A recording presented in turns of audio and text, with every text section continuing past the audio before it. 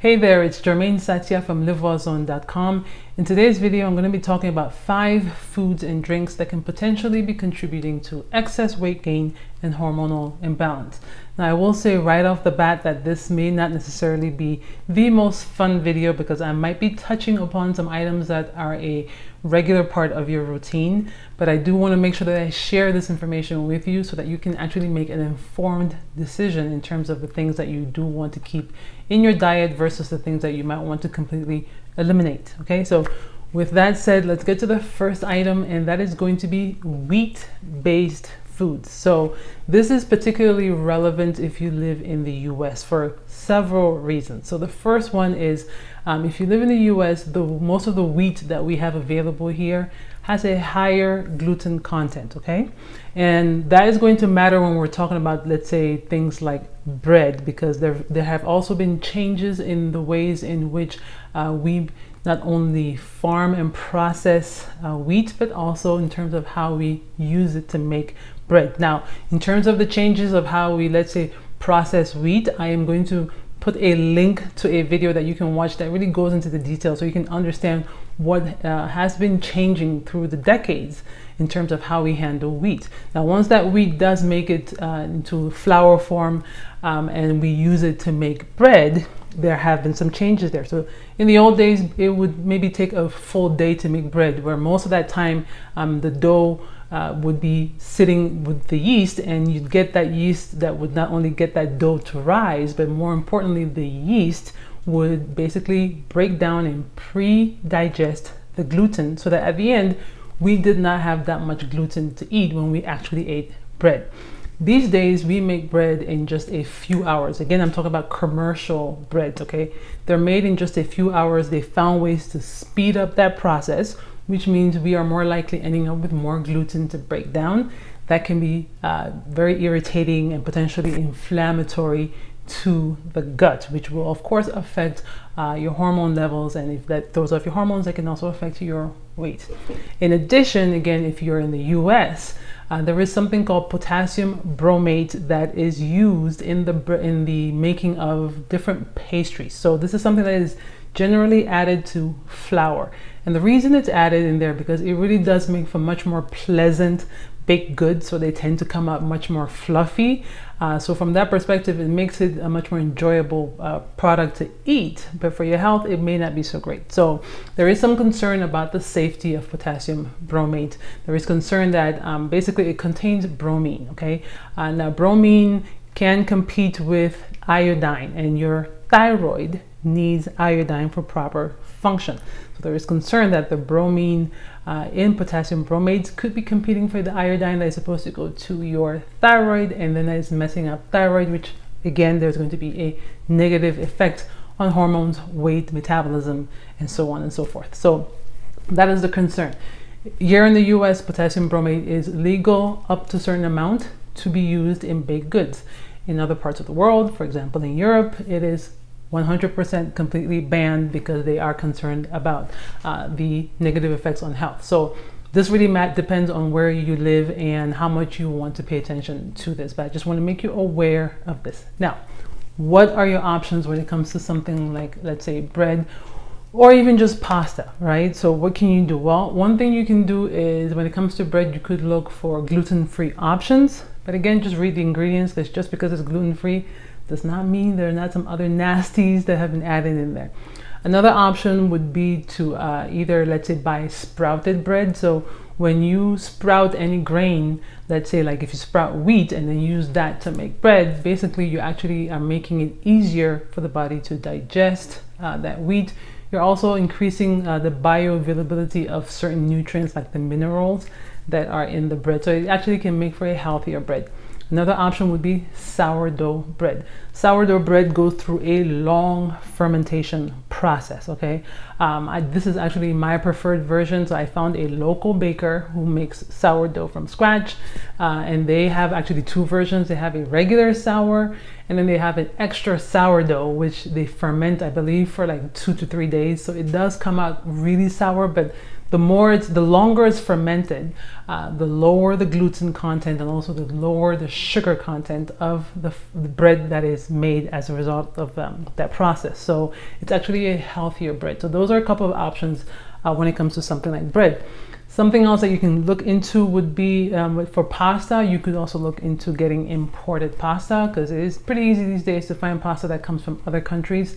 And again, if you find something that comes from the EU, from the European Union, on paper, since they have different type of wheat, so you might be getting a wheat that is lower in gluten content. The second thing that could be contributing to weight and hormone issues is any kind of packaged or processed food, whether it's labeled organic, whether it's labeled vegan, or even whether it's labeled gluten-free.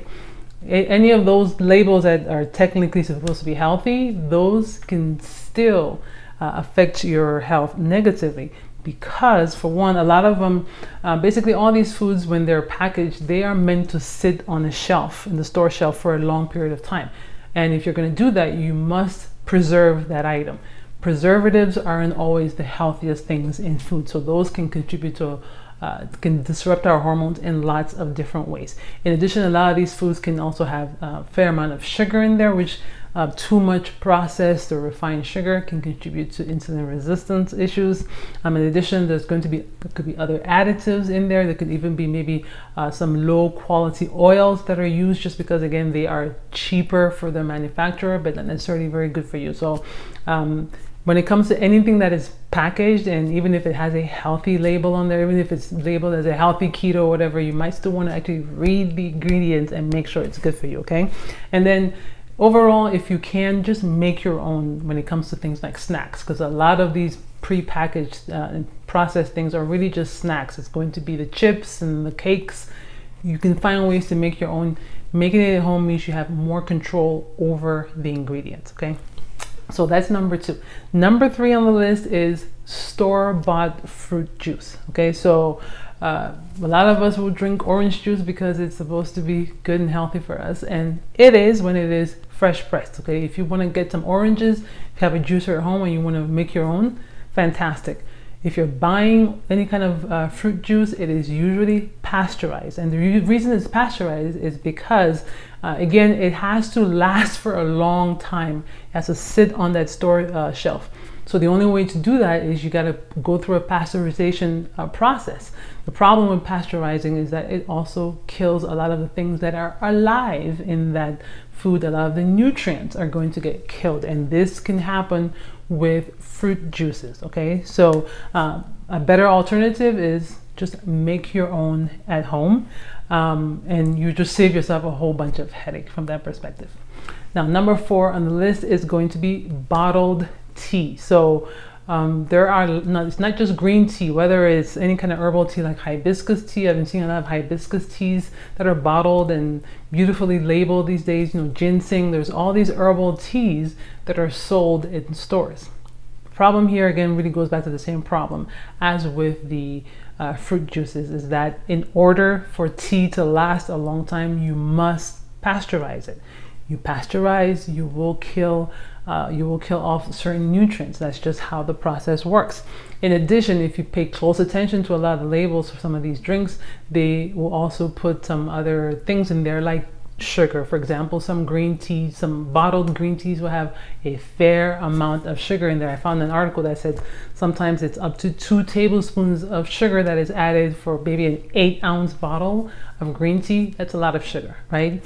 So you want to be mindful when it comes to that. The other thing to be aware of is that there is lower antioxidant activity in bottled green tea. So in fact, it is said that it can be anywhere from 10 to 100 times lower antioxidant levels or activity in bottled green tea compared to you just making your own green tea at home. Okay, so again, there's not really much benefit to buying any of these bottled green teas. Yes, it's convenient, but you're losing a lot in terms of nutritional benefits. Okay, and then the last thing is depending on the packaging. So if they're using a glass bottle, great, but sometimes it might be something that's made of plastic. It might be in a can that is maybe potentially lined with BPA, which is a component of plastic. And if any of that material is leaching into your tea, then you're getting more contaminants from that. So the easy thing to do is, if you really want to drink tea for health benefits, just make your own. That's just the easiest option. If you're gonna buy anything from the store, okay, go ahead and buy it and just take on the responsibility of, all right, I'm gonna just drink this because right now I just desperately need it, and then you don't worry about it. But just understand what is actually going on in that circumstance. Now, the fifth and final thing I want to talk about is pre-sweetened and flavored instant oatmeal. This is another one, again, that is very, very convenient. It's usually marketed as being very healthy and perfect, let's say, to start your day with oatmeal, and it can be, but the pre-sweetened ones and the flavored ones usually will have maybe too much sugar in there. It's probably maybe some kind of refined sugar, and then you might potentially be getting exposed to synthetic flavors as well. So there's really not much benefit in taking any of these, because all of these can still potentially affect your hormones in a lot of different ways. And the easiest thing to do here is just get your own oatmeal, whether it's traditional slow cooking, or even if you do want to do quick cooking, that's still fine, but just get plain, no added sugar, and then you get to actually make the decision of how much sugar and which type of sugar you want to put in there.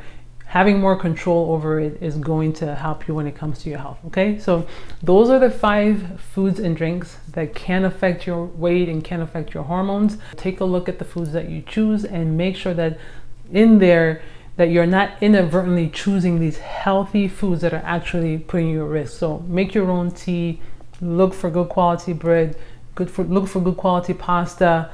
Make your own fruit juice if you want fruit juice, or go to a place in town that actually makes fresh pressed juice versus the pasteurized juice, so that you actually get the nutrients, because otherwise you're just not only throwing money out the window, but you're actually not nourishing your body in any way. So on that note, I want to say thank you for watching this video. If you found this information helpful, I would appreciate it if you gave it a thumbs up.